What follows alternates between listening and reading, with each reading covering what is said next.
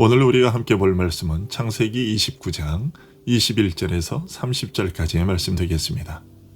창세기 29장 21절에서 30절까지의 말씀을 제가 봉독해 드리겠습니다. 야곱이 라반에게 이르되 내 기한이 찼으니 내 아내를 내게 주소서. 내가 그들에게 들어가겠나이다. 라반이 그곳 사람을 다 모아 잔치하고 저녁에 그의 딸 레아를 야곱에게로 데려가매 야곱이 그에게로 들어가니라. 라반이 또 그의 여종 실바를 그의 딸 레아에게 시녀로 주었더라. 야곱이 아침에 보니 레아라 라반에게 이르되 외삼촌이 어찌하여 내게 이같이 행하셨나이까? 내가 라헬을 위하여 외삼촌을 섬기지 아니하였나이까? 외삼촌이 나를 속이심은 어찌 됨이니이까? 라반이 이르되 언니보다 아우를 먼저 주는 것은 우리 지방에서 하지 아니하는 바이라. 이를 위하여 7일을 채우라. 우리가 그도 내게 주리니 내가 또 나를 7년 동안 섬길지니라. 야곱이 그대로 하여 그 7일을 채우매 라반이 딸 라헬도 그에게 아내를 주고 라반이 또 그의 여종 빌하를 그의 딸 라헬에게 주어 시녀가 되게 하매 야곱이 또한 라헬에게로 들어갔고 그가 레아보다 라헬을 더 사랑하여 다시 7년 동안 라반을 섬겼더라. 아멘. 하나님께서 약속하신 하나님 나라의 복을 형 에서에게 빼앗기고 싶지 않았던 야곱은 아버지 이삭을 속여 기어코 그 복을 받아냈습니다. 하지만 그 일로 인해 형 에서로부터 살해 위협을 당해야만 했고 그 살해 위협을 피해 외삼촌 라반의 집으로 피신하기 위해 먼 길을 떠났습니다. 그리고 마침내 900km나 떨어진 외삼촌이 살고 있는 바단 아람에 도착했습니다. 동방 사람의 땅에 이르러 보니 들에 한 우물이 있고 그 주위에 세 무리의 양떼가 누워 물 마시기를 기다리고 있었습니다. 야곱은 그 목자들이 하란에서부터 왔다는 것을 알고서는 외삼촌 라반을 아느냐고 물었습니다. 목자들은 라반의 소식과 함께 그의 딸 라헬이 양떼와 함께 오고 있다는 소식도 알려주었습니다. 그 말이 채 끝나기도 전에 라헬이 아버지의 양떼를 몰고 그곳에 도착했습니다. 라헬을 본 야곱은 소리 높이 울며 자신이 라반의 조카라는 사실을 말했고 라헬은 집으로 달려가 아버지 라반에게 그 소식을 전했습니다. 그러자 라반은 급히 달려나와 야곱을 자신의 집으로 인도하여 드렸습니다. 그리고 한 달쯤 지나자 라반은 야곱에게 내가 비록 나의 조카이기는 하지만 어떻게 공짜로 일을 시키겠느냐고 하며 품삯을 정하도록 했습니다. 즉 라반은 야곱이 자기의 조카이기는 하지만 정당한 대가를 지불해야 한다고 생각했던 것이죠. 여기서 우리는 삶의 원칙 한 가지를 배우게 됩니다. 그것은 형평의 대원칙이지요. 거의 모든 사람들의 마음속에는 사람은 모두에게 공평하고 정의로워야 한다는 생각이 있습니다. 누구에게 물어도 사람들은 자기의 것을 받을 정당한 권리가 있다고 말합니다. 그것은 하나님께서 인간의 본성 속에 이 공평의 법칙을 새겨두셨기 때문입니다. 그런데 살해사욕에 눈멀게 되면 그 법칙을 외면하게 되지요. 막상 이익과 관련된 문제가 자기 자신에게 닥치면 치우친 자기 사랑 때문에 눈이 어둡게 되어 그 반대의 길을 가게 되고 맙니다. 우리는 필요 이상으로 자기에게는 관대하고 남에게는 정도 인상으로 인색합니다. 29장 21절 이하에 기록된 라반에게서 우리는 그런 모습을 보게 됩니다. 즉 라반은 처음에 가졌던 이 공평의 원칙을 망각하고 자신의 이익만을 생각합니다. 그처럼 우리는 아무도 자기 일에 대해서는 명판관이 될 수 없습니다. 따라서 우리는 자신의 이익에 대한 욕망에 사로잡혀 공평과 정의를 희생시키는 일이 없도록 자신을 억제하도록 노력해야 하겠습니다. 그 일을 위해서 우리는 우리들 자신의 정욕을 지배하고 규제할 수 있도록 하나님께 구하지 않으면 안 되겠습니다. 하나님께서 성령에 의해 우리들을 고쳐주실 때에만 우리들은 정의와 공평을 실현할 수 있기 때문입니다. 이렇게 라반은 처음에는 조카에게 정당한 몫을 지불하려고 했지만 야곱이 자신의 둘째 딸 라헬을 좋아한다는 사실을 알고서는 그것을 이용하여 자신의 이익을 챙기려고 했습니다. 왜냐하면 29장 26절에서 라반이 야곱을 속인 후에 이렇게 말했기 때문이지요. 라반이 이르되 언니보다 아우를 먼저 주는 것은 우리 지방에서 하지 아니하는 바이라. 이것이 분명한 원칙이었다면 라반은 야곱이 처음에 라헬을 요구했을 때 이 사실을 밝혔어야만 했습니다.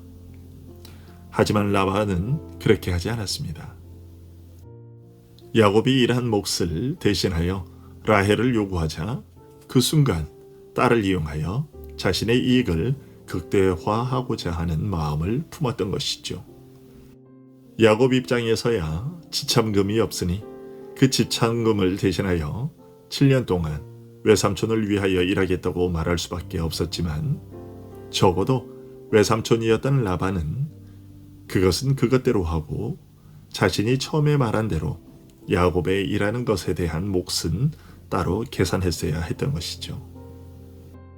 하지만 라헬에게 반한 야곱은 불공평하기는 했지만 자신이 기꺼이 그렇게 할 것이라고 대답했습니다.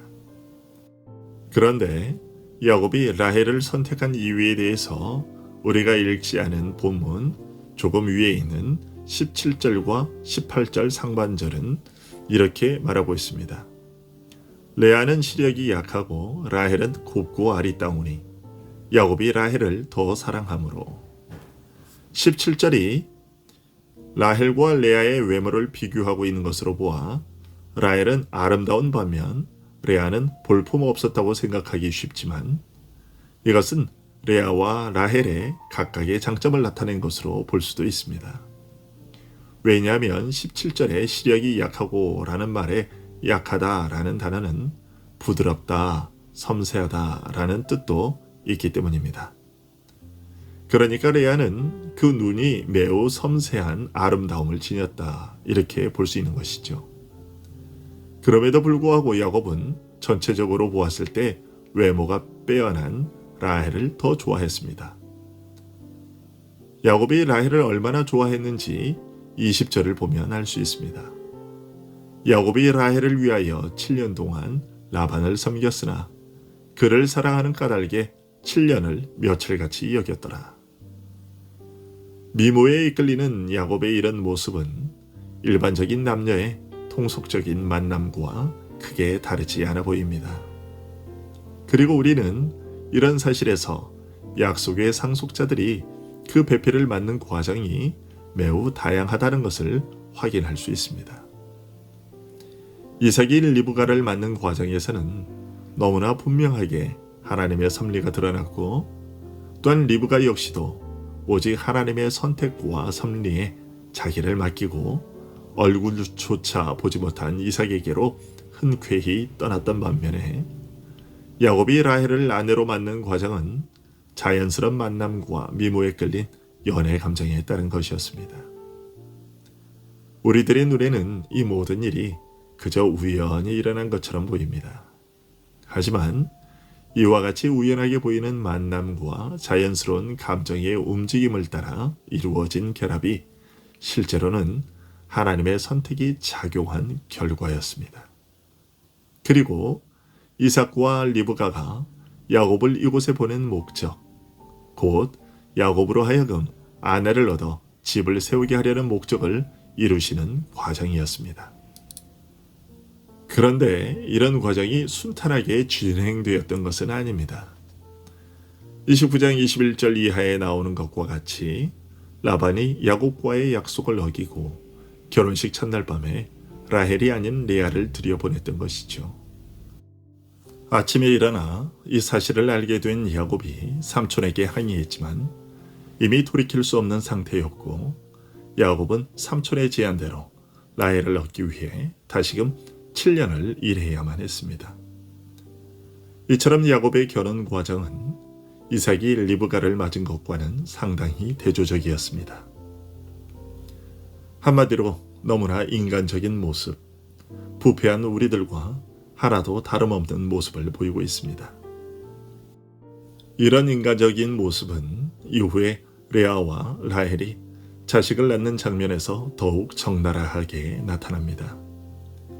레아와 라헬은 남편의 사랑에 대한 우선순위를 하기 위해 매우 치열한 다툼을 벌입니다. 하지만 이것은 단순히 두 자매 간의 시기와 질투가 아니었습니다. 30장 8절에서 라헬은 여종 빌하를 통해서 두 번째 아들을 얻은 후 이렇게 말합니다. 내가 언니와 크게 경쟁하여 이겼다. 여기에 크게 경쟁하여 라고 번역되어 있는 이 말은 원어로 보면 하나님의 씨름이라는 뜻입니다. 그러니까 겉으로는 두 자매의 질투와 세속적인 지위 다툼에 불과한 것처럼 보이지만 그런 부족한 모습 이면에는 이들이 다른 차원의 경쟁을 하고 있었던 것이었죠. 곧 하나님의 씨름을 하고 있었던 것입니다. 이러한 두 자매의 치열한 경쟁심은 많은 아들들을 낳게 만들었습니다. 이것은 아브라함에게 내가 너로 큰 민족을 이루게 하겠다는 그 약속이 실현되는 첫 걸음이었습니다. 하나님은 이렇게 하나님의 나라를 이루어 가시고 교회를 세우시고 이끌어 가십니다. 지극히 인간적이고 세속적인 우리들의 연약함을 통해서도 그리고 인간적인 방법으로 볼 때는 도저히 말이 안 되는 것임에도 불구하고 그 말도 안 되는 것을 말이 되게 하셔서 당신의 약속을 이루어 가시는 것이죠. 여러분, 오늘 우리가 사는 것이 다 그렇습니다. 내가 이 방법대로 하면 살 수 있을 것이라고 시도했는데 내가 생각한 결과에 이른 것이 정말로 내가 생각하고 시도한 그 방법이 효과를 발휘해서 그런 것일 수도 있지만 때로는 전혀 그렇지 않은 것이었음에도 불구하고 그것을 수단이 되게 하셔서 하나님께서 계획하신 바를 이루시기도 하는 것이죠. 우리가 하나님을 영화롭게 할 것이라고 생각하는 것들 중에는 사실 그렇지 못한 것들이 있을 수 있는데요. 그럼에도 불구하고 하나님은 그것을 당신의 능력으로 되게 하십니다. 여러분, 우리가 연약함에도 불구하고 이만큼 살 수 있는 것은 우리가 시도하는 방법이 옳아서 효과가 있어서가 아닌 것입니다. 옳지 않은 것임에도 불구하고 하나님의 그 전지하심과 전능하심으로 그 모든 것을 합력하여 선을 이루시기 때문인 것입니다. 그러니 우리의 얄팍한 지식을 자랑하지 말고 자신의 약속을 이루어 가시는 하나님의 성실하심에 늘 감사와 영광을 돌려야 할 것입니다. 오늘도 우리를 살게 하시는 우리의 하루가 되게 하시는 그 하나님의 놀라우신 능력을 의지하며 사는 우리들이 될 수 있기를 소원합니다. 기도하겠습니다.